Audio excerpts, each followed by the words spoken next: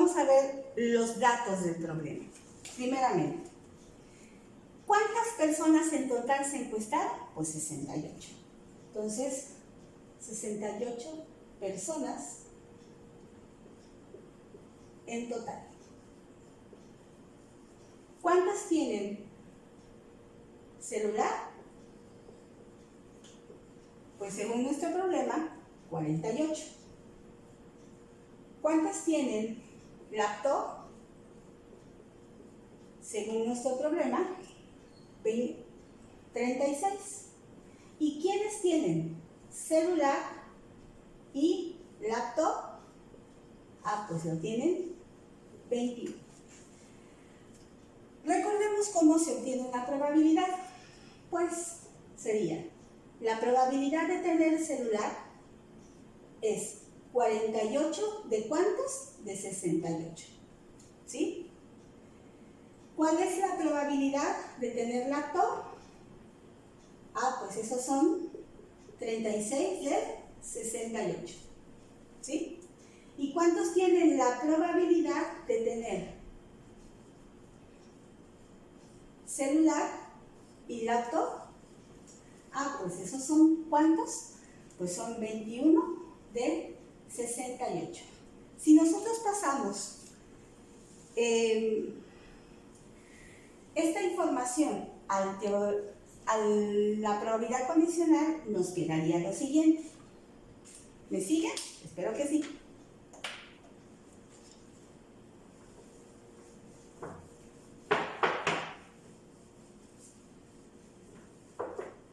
Fíjense. Me dice el problema que quiero saber la probabilidad, ¿sí?, de que una persona tenga celular si ya tiene laptop. Entonces, según la probabilidad condicional, debemos de colocar arriba la probabilidad de que tenga las dos cosas que acabamos de decir, que es de 21 sobre 68. Y abajo vamos a colocar la probabilidad, es decir, en el denominador vamos a colocar aquella probabilidad de lo que ya se cumplió, que en este caso es que tengan laptop, que en este caso es 36 sobre 68. Entonces, mi probabilidad de que una persona tenga celular si ya tiene laptop va a ser igual. Por la ley de los extremos y los medios, que es la ley del sándwich, nos damos cuenta que en tanto arriba como en los extremos como en el centro, el 68 está dividiendo, por lo tanto se puede cancelar y solamente nos va a quedar 21 sobre 36. Que si no pasamos al número decimal, nos queda 0.583, es decir, 0.583. Y si lo expresamos en porcentaje, entonces nos va a quedar 58.3%, es decir, esta cantidad multiplicada por 100. Es decir, que si me preguntan entonces, ¿cuál es la probabilidad de que una persona que tenía laptop pueda tener también celular? Va a ser del 58.3% bajo estas condiciones. Eso significaría que de cada 100 personas encuestadas, al menos 58 de ellas deberían de tener ambos dispositivos. Bueno, hasta aquí vamos con el primer tema de modelos probabilísticos. Ahora pasemos al segundo modelo. En el segundo modelo vamos a hablar del teorema de Bayes.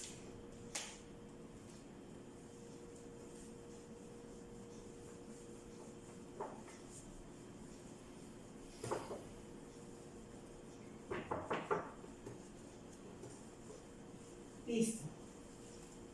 Hablemos ahora del teorema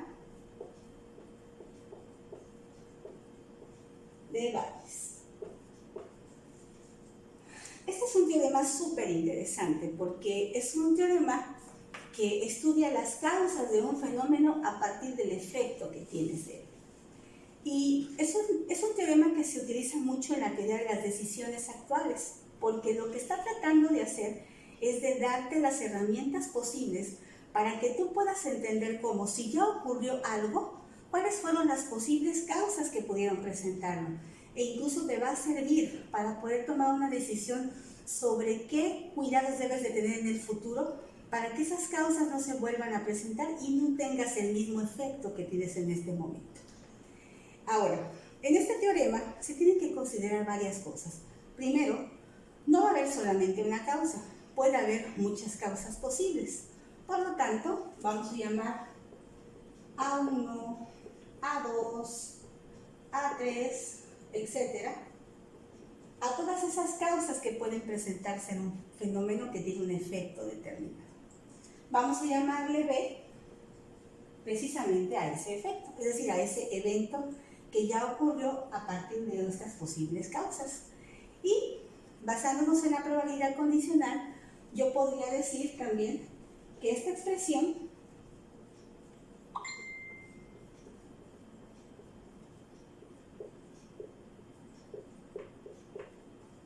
podría representar la probabilidad de que ocurra B si ya pasó A1, la probabilidad de que ocurra B si ya pasó A2, y así sucesivamente, ¿no? Y entonces, el teorema de Bayes dice lo siguiente. Como es un problema que tiene que ver con las causas, entonces establece esto. La probabilidad de que ocurra la causa AI, ¿quién sabe cuál sea esa? Puede ser la causa 3, la causa 5, la causa 8. Cuando ya tuvimos este efecto, es decir, ese fenómeno ya pasó, va a ser igual.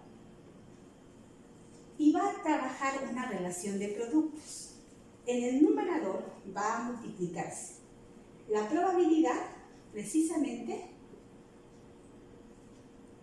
de esa causa posible, y la vamos a multiplicar por la probabilidad condicional de esa causa, es decir, B por AI. ¿Sí? Y abajo vamos a hacer una suma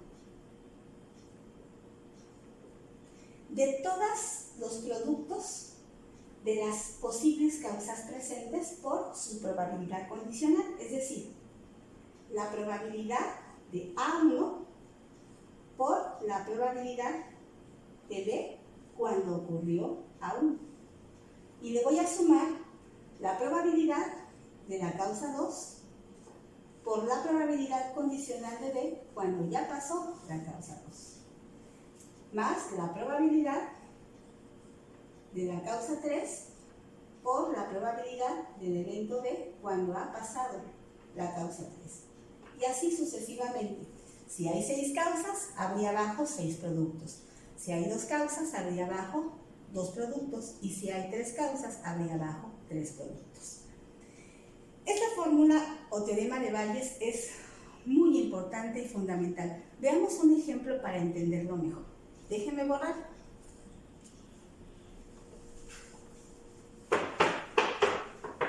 Discúlpenme el ruido, pero mi pizarrón ya es viejito. Bueno, también en el material que les envié está un problema. Lo vamos a leer. Dice lo siguiente. Este es un caso ideal porque todavía no existe un bachilleres en ese lugar, pero vamos a plantearlo así.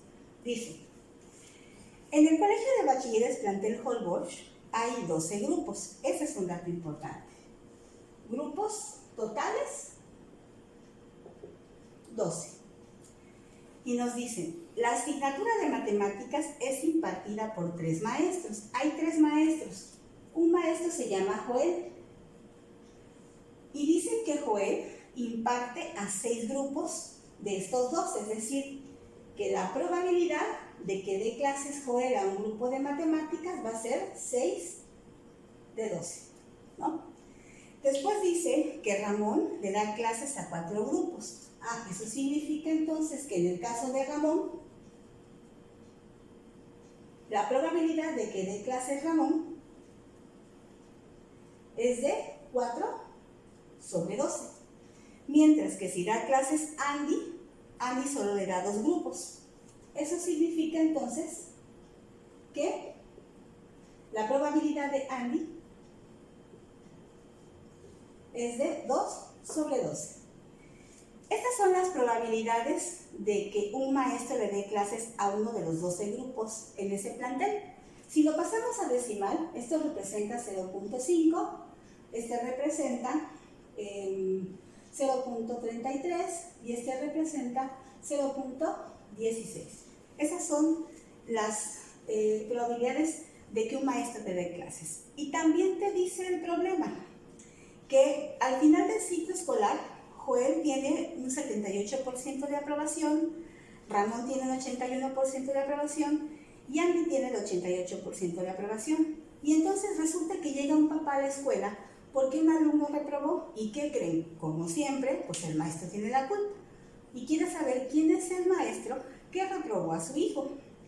Y entonces, él quiere saber, quiere hablar con el maestro para saber cuáles son esas causas. Y entonces, la pregunta que nos vamos a plantear va a ser, ¿qué probabilidad hay de que sea el maestro Ramón quien haya reprobado a ese estudiante?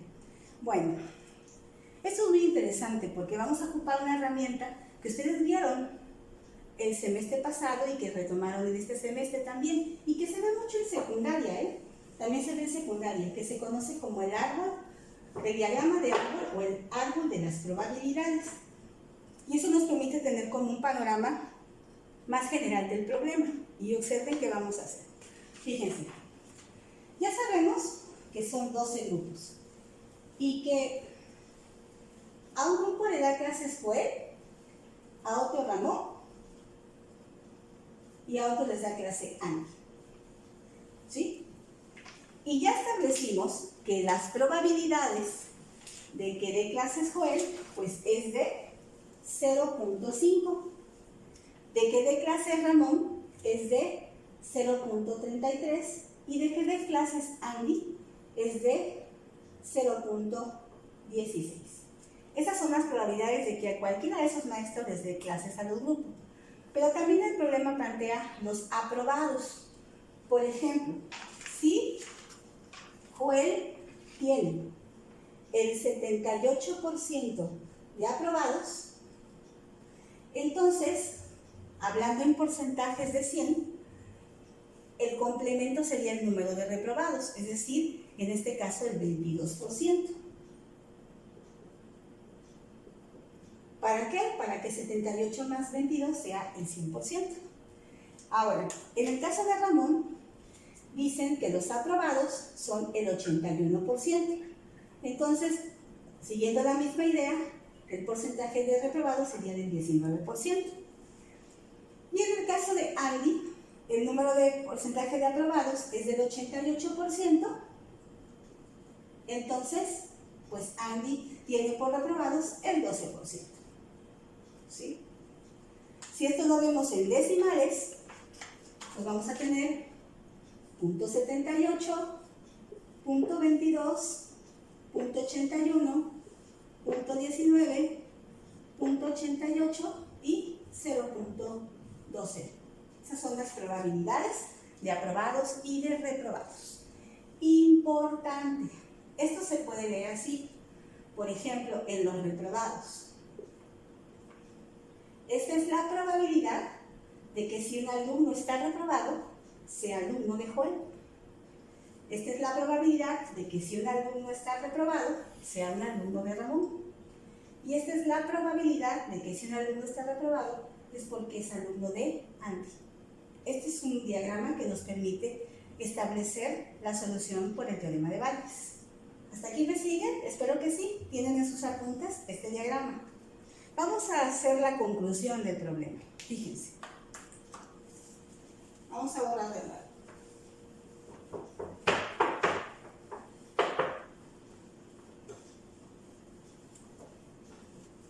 Bien.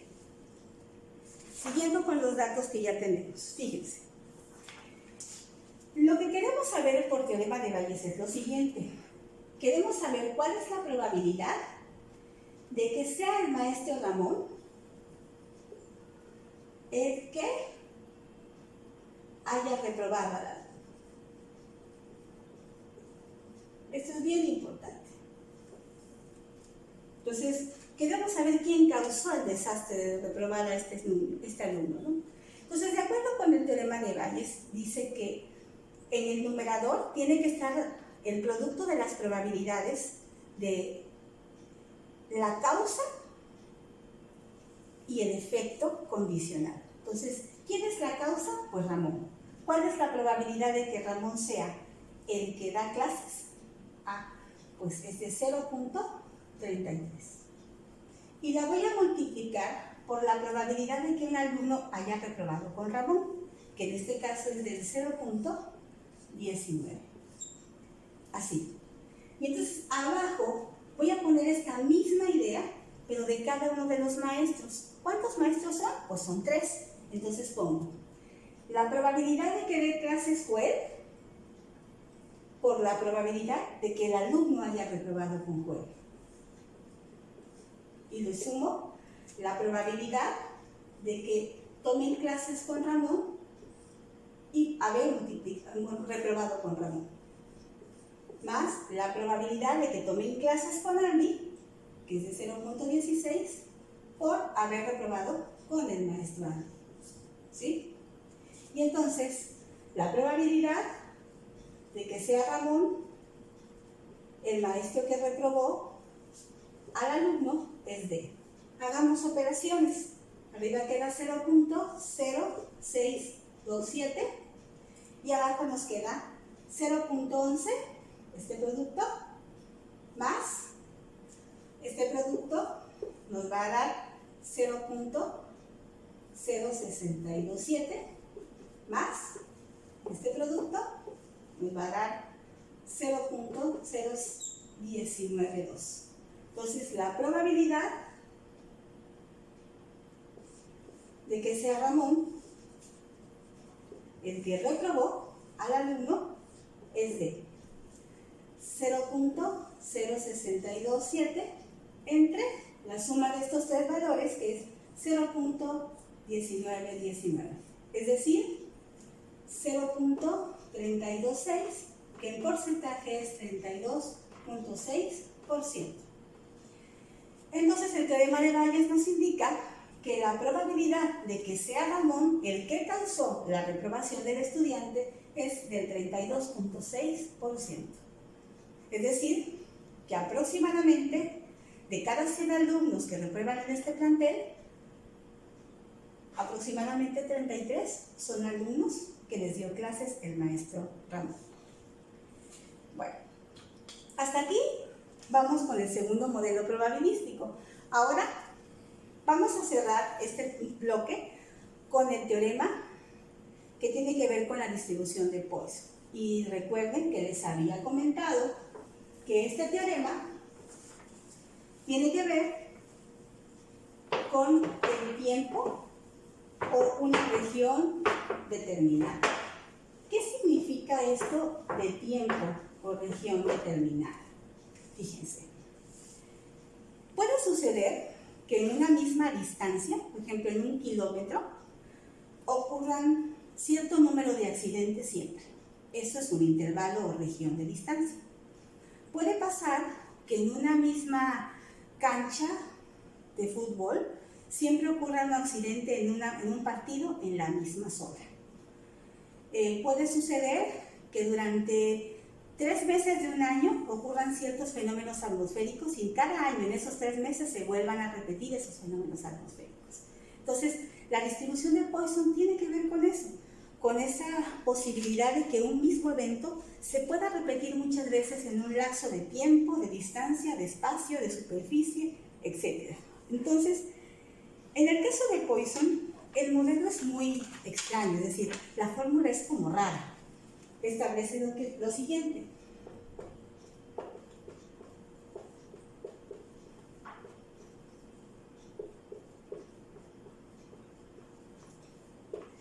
Dice la fórmula. La voy a escribir.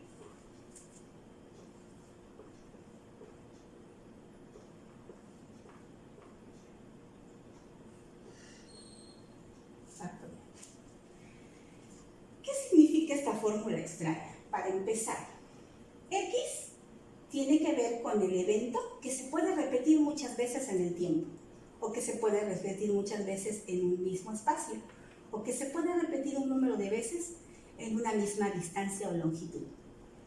¿Qué es E? Todos sabemos que E se conoce como número neperiano. que vale 2.7182 aproximadamente y que es un número que tiene que ver con comportamientos exponenciales, es decir, con crecimientos rápidos o decrecimientos. Lambda es una letra griega, así se llama, lambda, y este parámetro representa un promedio, es el promedio de eventos que se pueden ocurrir precisamente en ese intervalo de tiempo. Nos está diciendo el número de veces que puede pasar algo. Por ejemplo, si en un huracán es un evento, pero si hay 15 huracanes en un año, entonces lambda es 15 porque representa el total de sucesos que pueden ocurrir en el año en relación a los huracanes, por ejemplo, ¿no? ¿Y qué representa este signo como de admiración hacia abajo? Pues es x factorial, implica, por ejemplo, si yo tengo 5 factorial, implica que yo voy a tener a 5 multiplicado por 4, multiplicado por 3, multiplicado por 2 y multiplicado por 1. Si tengo, por ejemplo, 24 factorial, eso implicaría 24 por 23 por 22 hasta llegar a por 3, por 2, por 1. Es decir, un número factorial es la multiplicación de ese número por todos los que están detrás de él menores a él, ¿no? Entonces, vamos a ver cómo podemos aplicar esta fórmula de distribución de Poisson. También en su material tenemos un problema. Dice lo siguiente el problema. El promedio anual de aprobados en el colegio es de 180 alumnos y nos pregunta, ¿cuál es la probabilidad de que el siguiente año tengamos 156 aprobados? Bueno, cuando ocurre este caso, fíjense que nos están preguntando de una probabilidad menor a lo que siempre en promedio ocurre. Entonces nuestra probabilidad, a partir de esta fórmula, va a ser una probabilidad muy pequeña, porque generalmente, pues, lambda me representa el promedio de los eventos que se pueden repetir en un intervalo de tiempo o de distancia o de espacio. Entonces, si yo hablo de una ocurrencia menor, en este caso son 156 aprobados, entonces seguramente mi probabilidad va a ser muy pequeña. Entonces, solamente tendremos que sustituir en esta fórmula. Nos queda, ¿quién es lambda? El número de aprobados promedio. Entonces, esos son 180. ¿Quién es X? Pues los casos que yo quiero que sucedan en un intervalo de tiempo, en este caso, que es un año. Eso es 156, ¿no?